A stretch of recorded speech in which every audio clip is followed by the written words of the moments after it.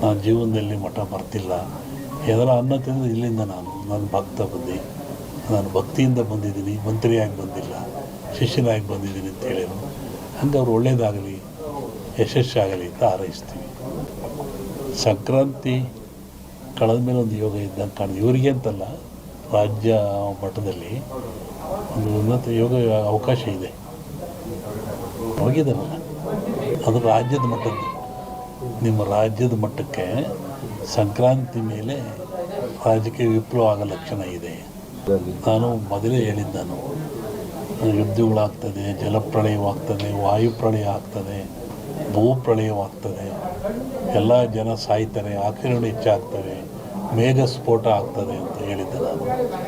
ಇನ್ನೂ ಒಂದು ಮೇಘ ಸ್ಫೋಟ ಆಗೋದ್ರಿದೆ, ಊಹಿಸಲಾರದ ಒಂದು ದುಃಖ ಈ ಭಾರತಕ್ಕೆ ಬರ್ತದೆ. ಪ್ರಕೃತಿದತ್ತವಾಗಿ ಆಗ್ತದೆ ಮೇಘ ಸ್ಫೋಟ. ಅದನ್ನು ಹೇಳಿದ್ದಲ್ಲ, ಮನೆಯಲ್ಲೂ ಹೇಳಿದೆ ನಾನು ಮನೆಯಲ್ಲಿ. ಒಟ್ಟಿಗೆ ಜನಜೀವನ ಅಸ್ಥಿರ, ಯಾವಾಗ ಮನೆಗೆ ಬರ್ತಾನೆ ಹೋಗ್ತಾನೆ ಅಂತ ಹೇಳೋದು ಕಷ್ಟ. ಅಸ್ಥಿರ ಇನ್ನೂ ಜಾಸ್ತಿ ಆಗ್ತದೆ. ಅದು ಅದರಲ್ಲಿ ಅರಸನಾಲಯಕ್ಕೆ ಕಾರ್ಮೋಡ ಕವಿದೀತು. ಅದು ರಾಜ್ಯಕ್ಕೂ ಇದೆ, ಸೆಂಟ್ರಲ್ಗೂ ಇದೆ. ಹಿಂದೆ ಹೇಳಿದ್ದು 2-3 ಜನ ಪ್ರೈಮ್ ಮಿನಿಸ್ಟರ್ ಕೊಲೆ ಆಗ್ತಾರೆ, ಸಾಯ್ತಾರೆ ಅಂತ. ಅದು ಆಗ್ತದೆ. ಸಂವತ್ಸರ ಪರದಲ್ಲಿ ಕಷ್ಟ, ಗುಣ ಲಕ್ಷಣ. ದ್ವೇಷ, ಅಸೂಯೆ, ಈ ಮಧ್ಯೆ ಒಂದಿಬ್ಬರು ಬಲಿ ಆಗ್ತಾರೆ. ಹೇಳಿದ್ದಲ್ಲ, ಸಂಕ್ರಾಂತಿ ಮೇಲೆ ವಿಪ್ಲವ ಆಗೋ ಲಕ್ಷಣ ಇದೆ. ಇಲ್ಲ ಸರ್, ಸಿದ್ದರಾಮಯ್ಯಗೆ ತೊಂದರೆ ಇಲ್ಲ. ಮೂಡ ಬರುತ್ತೆ, ಮೂಡ ಹೋಗುತ್ತೆ ಅಷ್ಟೆ. ಏನು ಆಶೀರ್ವಾದ ಬಂದರೆ ಆಶೀರ್ವಾದ ಆಗ್ತದೆ. ಜಗತ್ತಿನ ಸುದ್ದಿ ಈಗಲೂ ಇದೆ. ಅವಾಗ ಸಂಕ್ರಾಂತಿ ಒಳಗೆ ಮೇಘ ಸ್ಫೋಟ ಅನ್ನಲ್ಲ, ರಾಜಕೀಯ ವಿಪ್ಲವ, ಇನ್ನೊಂದು ಸತಿ ಥರ ಆಕ್ಸಿಡೆಂಟು ಆಗೋ ಲಕ್ಷಣ ಇದೆ.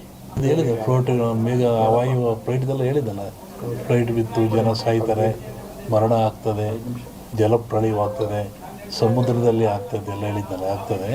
ಇನ್ನೊಂದು ಶ್ರಾವಣದಲ್ಲಿ ಹೇಳ್ತೀನಿ, ಜನವರಿ ಒಳಗೆ ಒಂದು ದೊಡ್ಡ ಆಘಾತ ಆಗೋ ಲಕ್ಷಣ ಇದೆ ಇಂಡಿಯಾಕ್ಕೆ.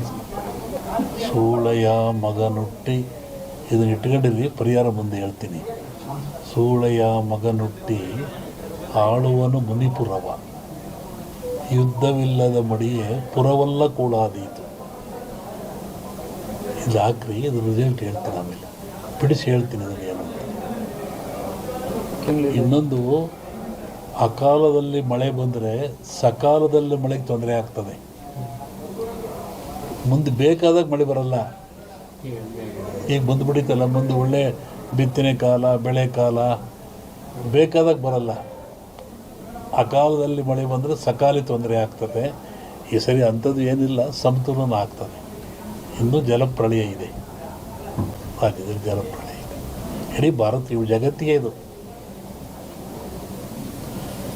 ಸಾಗರದಲ್ಲಿ ಒಂದು ಅಚ್ಚರಿಯ ಸಂಗತಿ ಕಾಣುತ್ತೆ. ಜಲಸ್ಫೋಟ ಅಂತ ಹೇಳಿದ್ದೆ ನಾನು, ಅಲ್ಲಿ ಒಂದು ಆಗ ಲಕ್ಷಣ ಇದೆ. ಎರಡು ಸೇರಿ ಆಗುತ್ತೆ, ಮನುಷ್ಯರೇ ಮಾಡೋದಲ್ಲಿ. ಕೆಲವೊಂದು ಹೇಳೋಕ್ಕೆ ಹೆದರಿಕೆ ಆಗುತ್ತೆ. ಪರಿಹಾರ ಏನೆಲ್ಲ, ಭಗವಂತನ ಧ್ಯಾನ ಮಾಡಬೇಕು ಅಷ್ಟೇ. ಯಾವ ಪೂಜೆ ಪುರಸ್ಕಾರದಿಂದ ಏನು ಉಪಯೋಗ ಆಗಲ್ಲ. ನೇರವಾಗಿ ಭಗವಂತನ ಧ್ಯಾನ ಮಾಡೋದೇ ಮುಖ್ಯ. ನೆನೆಸ್ಬೇಕು ಭಗವಂತ.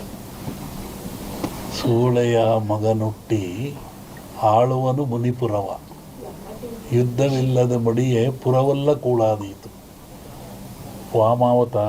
ವಿಷ್ಣು ವಾಮಾವತಾರದಲ್ಲಿ ವಾಮನ ಭೂಮಿ ಕೇಳಿದ,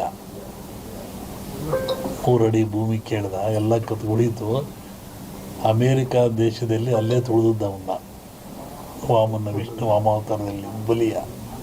ಅದನ್ನು ಮುನಿಪುರ ಅಂತ ಕರೆದರು. ಇಂಡಿ ಹಿಸ್ಟ್ರಿ ಒಳಗೆ ಅಮೇರಿಕವನ್ನು ಮುನಿಗೆ ದಾನ ಕೊಟ್ಬಿಟ್ನಲ್ಲ ಅವನು, ವಾಮನಿಗೆ ದಾನ ಕೊಟ್ಟನಲ್ಲಪ್ಪ, ಅದು ಮುನಿಪುರ ಅಂತ. ಯುದ್ಧವಿಲ್ಲದ ಮಡಿಯ ಪುರವಲ್ಲ ಕೂಳಾದೀತು ಅಂತ. ಮುನಿಪುರ ಅಂದರೆ ಅಮೇರಿಕವನ್ನು ಮುನಿಪುರ ಅಂತ ಕರೀತಾರೆ. ಅದು ಅಮೇರಿಕ ಒಂದು ದೇಶದಾಗಿಲ್ಲ, ಎಲ್ಲರೂ ಸೇರ್ಕೊಂಡಿರೋದಲ್ಲಿ.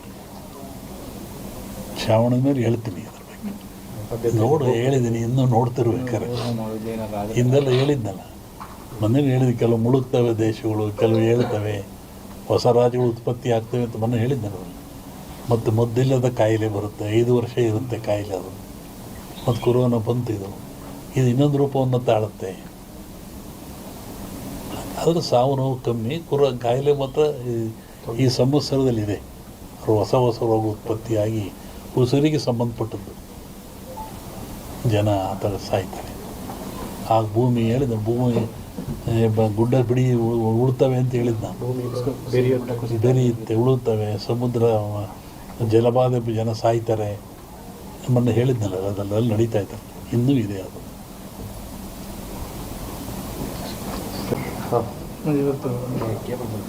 ಹೇಳಿ. ಸಚಿವರು ಭೇಟಿ ಕೊಟ್ಟವರು ಕೇಂದ್ರ ಸಚಿವರಾದ್ಮೇಲೆ ಅವರು ಸೋಮಣ್ಣವರು ಸುಮಾರು 30-40 ವರ್ಷಗಳಿಂದ ಇಲ್ಲಿಗೆ ಬರ್ತಾ ಇದ್ದಾರೆ. ಅವರು ಏನೂ ಅಧಿಕಾರದಲ್ಲೇ ಇದ್ದಾಗ, ಜನತಾ ಬಜಾರ್ನಲ್ಲಿ ಕೆಲಸ ಮಾಡ್ತಿದ್ದಾಗ ಇಲ್ಲೇ ಬಂದು ಉಳ್ಕೊಂಡು ಹೋಗ್ತಾಯಿದ್ರು. ಅವಾಗಿನಿಂದ ಮಠದ ಮೇಲೆ ಭಕ್ತಿಯಿಂದ ನಡ್ಕೊಳ್ತಾ ಇದ್ದಾರೆ.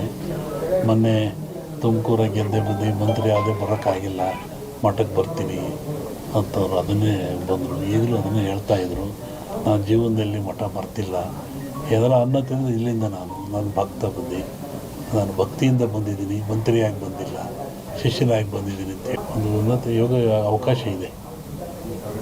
ಹೋಗಿದ್ದಾರಲ್ಲ, ಅದು ರಾಜ್ಯದ ಮಟ್ಟದ್ದು. ನಿಮ್ಮ ರಾಜ್ಯದ ಮಟ್ಟಕ್ಕೆ ಸಂಕ್ರಾಂತಿ ಮೇಲೆ ರಾಜಕೀಯ ವಿಪ್ಲವ ಆಗೋ ಲಕ್ಷಣ ಇದೆ.